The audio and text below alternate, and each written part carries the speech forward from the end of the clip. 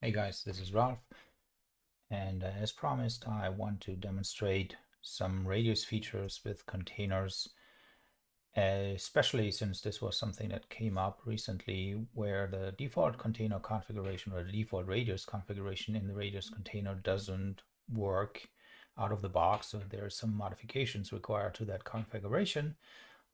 It isn't entirely broken, so it will work. It's just that you have to change a bit more. That said, I have prepared a new container, so we are probably going to include that in 2.9.1, where I've modified the container to give you some additional benefits, and especially the ability to provide command line flags to the radius, to the freeRADIUS daemon, so that we can enable debugging. So in this demo, I do have that new container already working, but as I said before, the old container with the right configuration will also work. So that is not a big deal. So what I'm going to show you here is something that will work with the old container. It's just slightly improved, if you will, with this new version of that container. All right, so let's move on to the actual demo topology, which is quite simple.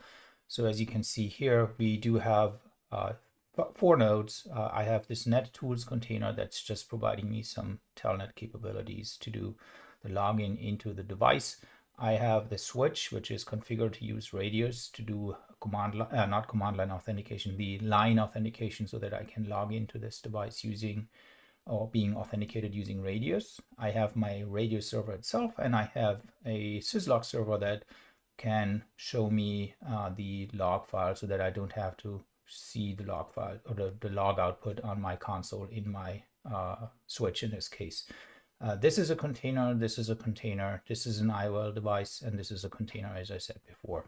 So let's just briefly look at the configuration of the switch device. And this is not about me explaining a radius to you. I just make some assumptions here, but so the crucial bits, just going through the crucial bits here. So we define a radius server. So this radius server is named radius 0. This is just a name. It has an IP address. So that's 1812 is also the port, quite conveniently, of radius that is being used here. So this is on 10.0.18.12. This is this device over here. We have a key, a shared key between the switch, the authenticating device, and the authentication server, which is the radius server, so they need to be the same. I have enabled transport input all so that I can telnet into the device, otherwise that would be prohibited. And then there's the ports. So this is where the radius server is configured. I have a VLAN address on this device, obviously. Then or an IP address on this VLAN, I should say. And then there is this description is not correct, but you can see like NetTools is connected to 00. The syslog server is connected to 12, I think. And yeah, so this is basically my configuration in here for the ports. And then one other thing, I have a local user which is not going to be used. The enable password is still going to be used. And up here, I do define a DHCP pool to assign addresses to these guys, and to this guy in particular. And then the other important bit up here is I define my radius server group that says, okay, for radius, use this radius server that we've defined down at the bottom of the configuration. And then this is the crucial line here. For login authentication, I want to use radius server. And if that fails, I fall back to local authentication using that local user that I created. And then everything is turned on by, or like the commands are also being made available by using AAA new model. So when you enable or put in this command here, you will see all the other commands available then. So that's pretty much it from a switching or switch configuration point of view. On this guy, there is nothing really. This is just the default. It acquires an IP address using DHCP from the switch. And this guy here has, from a IP address configuration, a static IP 1812. And otherwise, this is the radius configuration. So it's slightly longer than the one that we had previously in the old release, like in the 2.9.0 release of this container. But if you put in this configuration, and I will make this available, if you put in this configuration into the existing container, it will also work. So the bits in here that are important are the client devices. So in this case, I've put in an asterisk here, which means that every device will be able to talk to the server and if it knows the secret, and the secret is the shared secret, which remember was the same on the switch.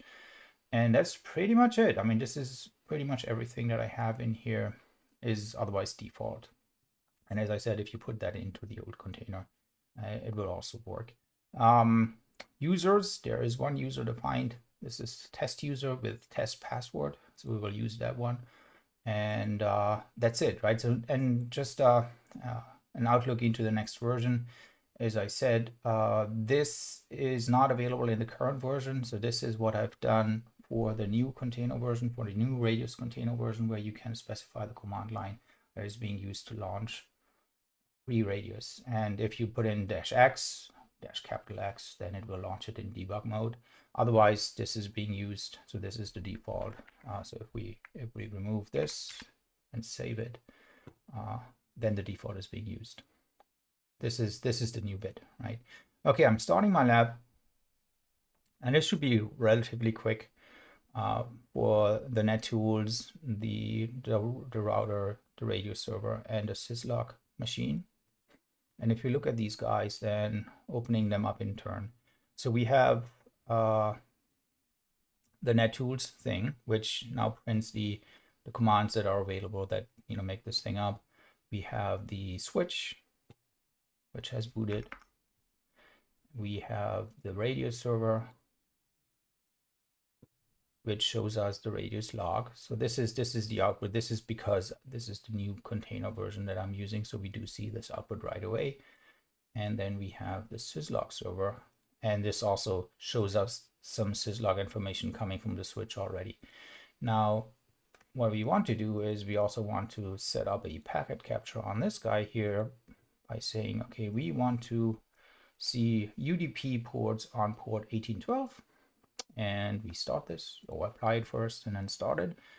And then we simply do a telnet on 10.0.18.1, which happens to be this switch.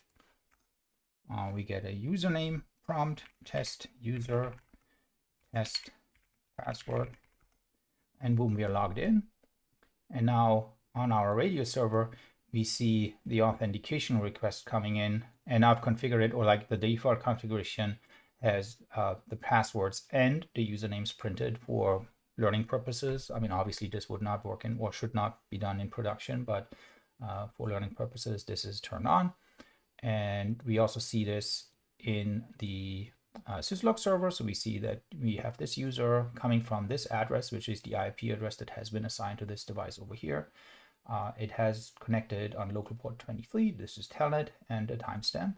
And then if going back to this guy here, so we see that there are 2 packets coming in, and we can look at them, what has been sent from the switch to the radio server. We see again, like information like the port, like the address where it came from, like this is our switch's address, and so on and so forth. And then the radio server replies with a accept, right? So it says access accept, and the response is true.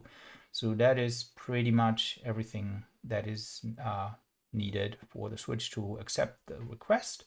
And I get that prompt, and we can now do whatever, like, for example, a enable Cisco, that's still like the enable password, and then do a debug radius. And if we do this again, then we will see a lot more in our syslog.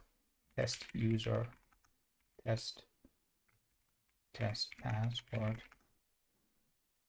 And now we see like all the information coming in from the switch, like the details about the port ID and all of that stuff is being sent to the server. So that, I leave it here. So that concludes the demo part. I maybe just want to go back to the configuration on this guy. As I said, if you take this information, which is to a large extent the original Radius configuration as it is distributed with freeRADIUS, it's I think 900 and something lines of configuration with a ton of comments and things that have been commented out. So this is just the bare bones minimum that needs to be in there.